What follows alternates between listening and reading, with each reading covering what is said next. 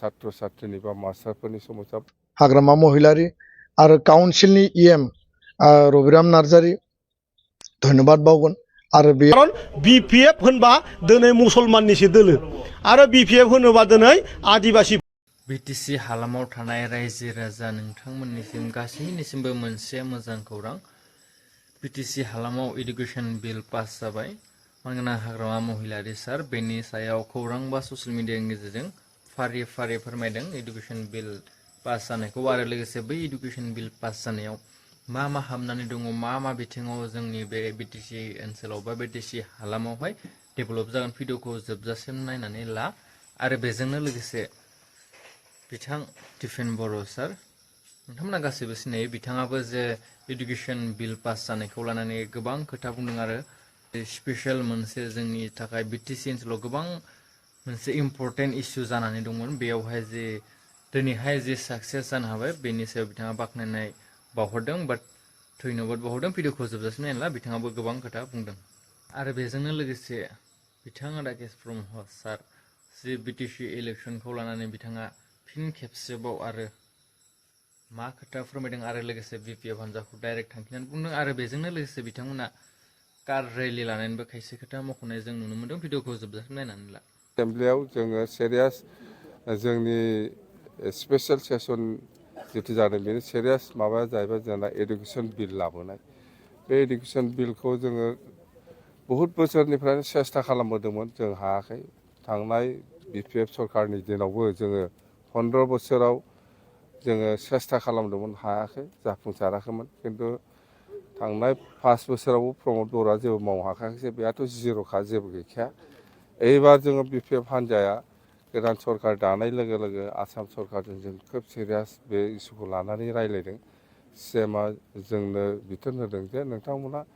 मोजां मोनसे नोंसोर बोरै लुबैयो बेबायदि मोनसे आयेन बानायनानै पास खालामनानै लाबो जों बेखौनो अके खालामगोन होननानै बुंदों बे हिसाबै जोङो दिनै जोंनि गेजेराव रायलाय होनलाय बे बिलखौ जोङो बोरै इन्ट्रडिउस खालामनो बोरै लांनो छात्र छात्रीनि बा मास्टारफोरनि समस्या बा जिखिनि जाया एलपि स्कुलनिफ्राय आरम्भ खालामना up to 12 higher secondary junior college 12सिम बेहाय बिराद समस्या दंमोन प्रभिन्सियेलाइज जायैयाव दा बियो दिनै जोङो खालामनो हाबाय जोबोद गोजोननाय मोन्दों आरो जोङो बेखायनो बिटिसि सरकारनि जानानै बा बिटिसिनि रायजो जानानै सिएम बिथांखौ जोङो कंग्रेचुलेसन हरदों धन्यबाद हरदों आरो भबिष्यताव जोंनि गोबां माखासे समस्या दंबावो बेफोराव जाहाथे हेल्प खालामो सिएमआ दाथ' प्रथमाव आङो दतमा स्टेडियाम फुटबल स्टेडियाम बेवहाय स्टेडियामनि थाखाय 15 कोटि गेलारि बानायनो थाखाय 15 कोटि थाखा सेंसन खालामग्रोबाय बेखौ जोङो अन्थाइ खाम्फा गायसनदों बेनि उनाव खालु गामियाव हेन्डलुम टेक्सटाइलनि प्रडाक्सन एन्ड मार्केटिं सेन्टार बे हिसाबै 24 crore सामथिं दङ बेखौ अन्थाइ खाम्फा गायसनबाय बेनि उनाव केडिएसएआव 20 कोटि थाखानि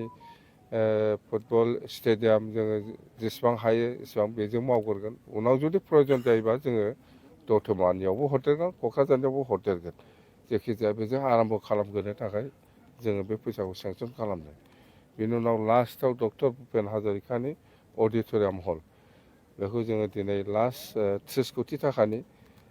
30 कोटि थाखानि जिथु प्रजेक्ट बियो डक्टर भुपेन हाजरिका बिथांनि नामाव जोङो अडिट'रियाम हल बानायगोन एखे थाखाजोंनो जोङो बै पर्बत जरायाव गुरुदेब कालिचरन ब्रह्मनि नामाव बानायगोन एखे फैसाजोंनो जोङो 30 कोटि थाखा बेवहायबो माने जोहोलाव प्रेमसिं ब्रह्म काजलगावआव जागोन आरो अदालगुरियावबो 30 कोटि थाखानिनो जोहोलाव नीलेश्वर ब्रह्मनि अडिट'रियाम हल जागोन अर्थात 30 60 120 कोटिनि मोनब्रै बिटिसि एरियायाव अडिट'रियाम हल जागोन मोजां बिटिसि काउन्सिल एसेमब्लियाव मोनसे बिल लाबोनाय जों बयबो नुदों बे बिलानो जाहैबाय दा Bodoland territorial council education provincialisation of services and reorganisation of educational institution bill 2025 अर्थात जों मिथियो जे थांनाय 25 नभेम्बर 2025 आसाम बिधान सभायाव मोनसे बिल लाबोदोंमोन आसाम सरकारा जे आसामाव थानाय जेसेबां भेन्सार इनस्टिट्यूशन दङ जेसेबां स्कुल दङ बेखौ प्रभिन्सियेलाइज खालामनायनि थाखाय आसामनि सिङाव मोनसे बिल लाबोदों आरो बे बिलनि गेजेरजों आसामाव थानाय गासै जोंनि एलपिनिफ्राय कलेजसिम जेसेबां भेन्सार इनस्टिट्यूशन दङ बा स्कुल कलेज दङ बेखौ प्रभिन्सियेलाइज खालामनांगौ दा बे बेलायाव मोनसे हाउसाव स्पष्ट जेला कुइसन आवाराव सोंनाय जादोंमोन बे बिलनि सायाव आसामनि सोलोंथाइ मन्थ्रि डक्टर रनज पेगुआ क्लियारलि बुंदोंमोन जे 6 शिड्यूल जि काउन्सिल दङ बे 6 शिड्यूल काउन्सिलनिखौ जिहेतु एडुकेशन डिपार्टमेन्टआ ट्रान्सफार्ड साबजेक्ट बेखायनो 6 शिड्यूल काउन्सिलनिखौ गावबा गाव बानायनानै लाबोनांगौ आरो आसाम गभर्नमेन्टआ बिनि सायाव गासै नायबिजिरनानै बिनि एप्रुभेलखौ होगोन दा थिग बेबायदिनो बिटिसि बा बिटिआरनि जेला कुइसना फैयो बे समावनो बिटिसि आरो काउन्सिला बिटिआर एरियानि सिङाव थानाय स्कुल कलेजनि थाखाय आलादायै बिल लाबोनांगौ होननानै बुंनाय जादोंमोन बेबायदियै दिनै गोलाव समनि उनाव बिटिसि काउन्सिल हाग्रामा महिलारि दैदेननाय आरो बिनि जाय इएम बा बिथाङा एमएलएबो रबिराम नार्जारी बिथांमोना डिपार्टमेन्टनि डाइरेक्टर बा डिपार्टमेन्टनि सेक्रेटारि गासैनिबो इनिशिएटिभआव आरो मोनसे कमिटि बानायनानै बिथांमोना बे खामानिखौ मावदोंमोन आरो थांनाय 20 जानुवारियाव क'क्राझार कमार्स कलेजाव बर' थुनलाइ आफादारि एबसुखौ हांख्रायदोंमोन जिहेतु बियो बिटिआर एकर्डनि बर' गोजोन गोरोबथानि 6.3 बेयाव स्कुल प्रभिन्सियेलाइजेशन मेटारा रोखायै लिरनाय दङ आरो बे बाथ्राखौ लानानै 2020 नि उनाव आसामनि गिबि मन्थ्रि डक्टर हिमन्त बिश्व शर्मा सोलोंथाइ मन्थ्रि डक्टर रनज पेगुखौ जों खावलायबोदोंमोन आरो मोनसे इमिडियेट एरेन्जमेन्ट हिसाबै 10टा कलेज प्रभिन्सियेलाइजेशननि खामानिखौबो गेजेराव मावनाय जादोंमोन दा नैबे जि प्रभिन्सियेलाइजेशन एक्ट जिखौ दिनै बिलखौ इन्ट्रडिउस खालामबाय आरो बेखौ स्टेटआव फाथायहरनांगौनि थाखाय हाउसआ एप्रुभ खालामबाय बिनि गेजेरजों गासै जोंनि स्कुल कलेज प्रभिन्सियेलाइजेशननि मोनसे लामाया गेवबाय आरो कमार्स कलेजाव लिंनायाव जोङो गासै खोथाखौ रोखा रोखा बुंदोंमोन जि खोथाया दिनै बे बिलाव बेरखांदों आरो जों हास्थायगोन जे जोंनि ओनसोलाव थांनाय 34 इयार्स एबसुनि आन्दलन बिएलटि आन्दलन एनडिबि आन्दलनाव स्कुल कलेजनि अबस्थाया मोजां नङामोन हायार इडुकेशन इन्स्टिट्यूशन कलेज बेयाव गोदानैसो गायसननाय जादों दा 1/1/2006 खौ लायोब्ला जोंनि ओनसोलनि गोबां स्कुल कलेजा थालाङो आरो एनरलमेन्टनि बेलायावबो गोबां थालाङो पारमिशन रिकगनिशन आरो ओरै जि जोंहा कनकारेन्सनि बाथ्रा दा बेखायनो माखासे रिलेक्सेसन माखासे कनसिडारेशननि मेटारखौ जोङो आसाम सरकारखौ बुंनाय जादोंमोन गिबि मन्थ्रि आरो सोलोंथाइ मन्थ्रिखौ आरो नैबे बिलाव जोङो जाय सोलोंथाइनि बिफाननि इएम रबिराम नार्जारीजों रायलायनानै डिपार्टमेन्टनि अफिसारफोरजों रायलायनानै माखासे रिलेक्सेसनखौ लाखिनांगौ होननानै जोङो बुंनाय बायदियै दिनै बे बिलाव जोङो बेखौ नुनो मोनदों थारैनो आं बेनि थाखाय काउन्सिलनि चिफ हाग्रामा महिलारी आरो काउन्सिलनि इएम रबिराम नार्जारी धन्यबाद बावगोन आरो बेयाव इउपिपिएल दोलो रुलिंआव बिपिएफ दोलो आरो बिजेपि दोलो मोनथाम दोलोनि जिहेतु बेयाव सोद्रोमाफोर दं हाउसआव 40 जन बयबो कनसेन्सासै पजिटिभ मोनसे नोट होनानै दिनै बे बिलखौ बारहोनायाव बयबो मदद होदों दा बेखायनो बेयो जोंनि थाखाय मोनसे लामा गेवबाय किन्तु सिमाल्टेनियासलि आउटसाइड बिटिआर जेसां आसामाव बर' मिडियाम स्कुल दङ 6.3 आव जिखौ लिरनाय दंमोन बेबायदियै स्कुल प्रभिन्सियेलाइजेशननि बेबस्थाखौ बर' थुनलाइ आफाद एबसु इउनाइटेड बर' पिपल अर्गेनाइजेशन बर' कसारी वेलफेयार अट'नमास काउन्सिल आरो आसामनि सोलोंथाइ बिफानजों जथायै रायलायनानै बिनि सायाव आसामनि बेलायाव जेसेखिनि बर' मिडियाम थागोन आसामनि एक्टजोंथ' जालांगोन किन्तु जायफोरा जाया बिनि थाखाय बर' कसारी काउन्सिलखौ आलादायै मोनसे मेकानिजम बानायनायनि खोथा रायलायदों फारसेथिं कार्बि आंलं अट'नमास काउन्सिलनि स्कुल प्रभिन्सियेलाइजेशनखौ बबे मेकानिजमाव खालामनो हायो बेखौबो मोनसे रायलायनाय जादों दा बेखायनो दिनैनि साना जोंनि गोलाव समनि भेन्सार स्कुलनि जेंनाखौ फोजोबनायनि मोनसे लामा बा दरजाया गेंबाय आं बेखौ सानो आरो जोङो बे बिथिङाव नांथाबबाय थानाय हिसाबै गोख्रै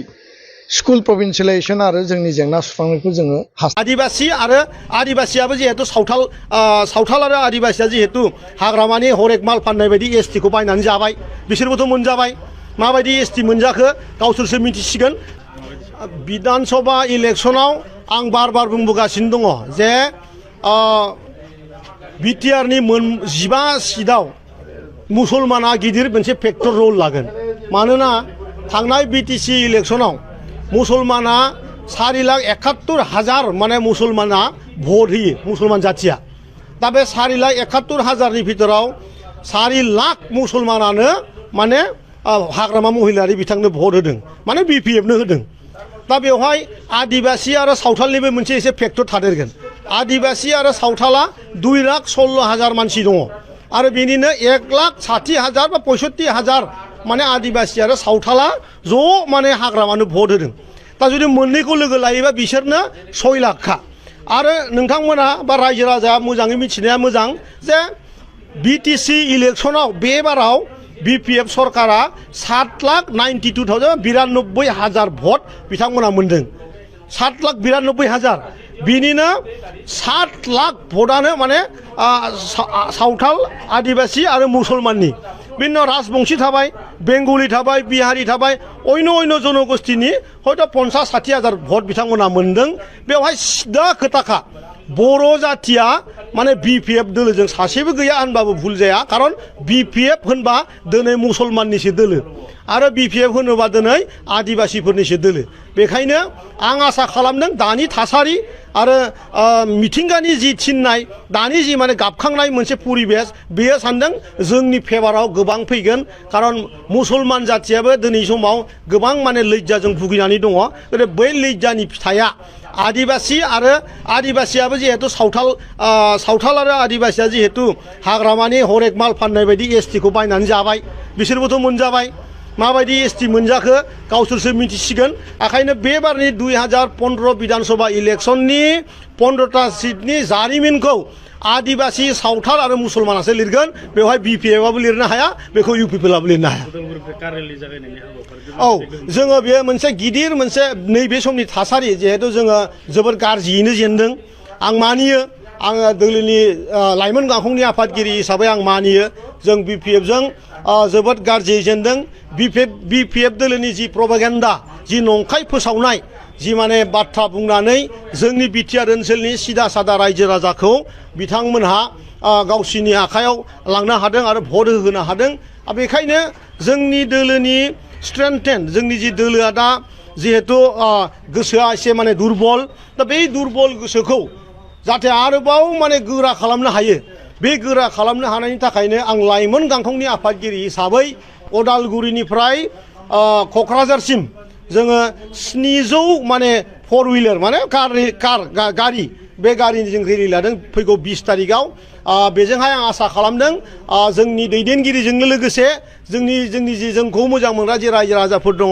बिथांमोना गासिबो आरो फिन खेबसेबाव बिपिएफजों नैबे फैगौ बिधान सभायाव जुजिलायनो भटनि बादायलायनो आरोबाव गोसोआ गोरा जाबावगोन होननानै आसाबादि जे जोंनि जि दोलोनि दैदेनगिरिफोर दङ बिनि जि गोसो बे एसे जग्लायनानै दङ बेखौहाय गोरा खालामनांगौ आरोबाव खनसे फैगौ 2015 सननि बिधान सभा बेवहाय जाहाथे बिपिएफ दोलोजों जोंनि जि बर्डार्स रायजोफोर दङ आरोबाव जाहाथे नैबे भिडिअखौ नायनानै नोंथांमोना बुजिबाय जानांगौ बिथां हाग्रामा महिलारि सारा गोबां खोथा बुंलांबाय आरो गोबां खोथा जे इडुकेसन बिल पास जानायखौ लानानै फोरमायलांबाय जोंनि जे बिटिसि हालामाव ओरैबायसा मोनसे इस्यु जानानै दंमोन जे इडुकेसनखौ लानानै माने सोलोंथाइखौ लानानै माने सोलोंथाइ जे जोंनि सोलोंथाइ बिथिङाव गोबां माने इस्युफोर जानानै दंमोन प्रब्लेम जानानै दंमोन नै दायोहाय जे सोलोंथाइ जे इडुकेसन बिल पास जानानै फैबाय आरो एप्रुभ जानानै फैबाय बेवहाय जोंहा गोबां बिथिङावहाय जे सोलोंथाइनि गोबां बिथिङाव जोंहा डेभेलप जासिगोन आरो लोगोसे बिटिसि हालामा एसेबाबो जौगानायाव फैगोन आरो बे जों गासैनिबो बिटिसि हालामनि थाखाय मोनसे मोजां खौरां थ' नोंथांमोना भिडिअखौ जोबजासिम नायदोंब्ला बुजिखादों जानांगौ बेनि सायाव गोबां खोथा बुंला जिहेतु गासैबो सोलोंथाइ बुंब्ला मिथिखायो ना आरो बेजोंनो लोगोसे बिथां दिपेन बर' साराबो बेनि सायाव गोबां खोथा फोरमायबाय आरो लोगोसे गोबां खोथा बुंलांबाय हाग्रामा महिलारि सारा लोगोसे इएम बिथां रबिराम नार्जारि सारमोनखौ बिथाङा बाख्नायनाय एबा धन्यबाद जासिनाय जों नैबे प्रेस मिट बा खौरांनि गेजेरजों नुनाय जादों आरो बिथाङाबो गोबां खोथा फोरमायलांबाय नैबे प्रेस मिटनि गेजेरजोंहाय आरो बेजोंनो लोगोसे बिथां राकेश ब्रह्म सार जे कार रेलि जे फैगौ 20 फेब्रुवारियाव कार रेलि लानाय जागोन आरो बेखौनो लानानै बिथाङा फिन खनसेयाव बुंबावदों जे इलेक्सन जे बिटिसि इलेक्सनाव बिथांमोना माबोरैहाय जेननाय बेखौ लानानै बिथांमोना बुंदों बिथाङा फोरमायनाय बायसाब्ला बिपिएफ हानजाया रायजोफोरनिफ्राय थगायनानैसो भट लानानै देरहानो हादों होननाय बायसा बिथांनि बुंनाया थांदों आरो नोंथांमोना निस्सय भिडिअखौ जोबजासिम नायब्ला बुजिनो मोनगोन बिथाङा मा फोरमायनो थांगासिनो आरो मा बुंलांखो थ' भिडिअखौ बेखिनियावनो फोजोबनोसै बांद्राय गोलाव खालामला भिडिअखौ मोजां मोनोबा लाइक खालामना हो शेयार खालामना हो जाहाथे नैबे भिडिअनि गेजेरजों गासिबो मिथिनानै लानो हायोना नेक्स्ट अडियन्सआव फिन लोगो मोनलायसिगोन साबस्क्राइब खालामब्ला चेनेलाव गोदानब्ला गोदान गोदान आपडेट मोननाय बायसा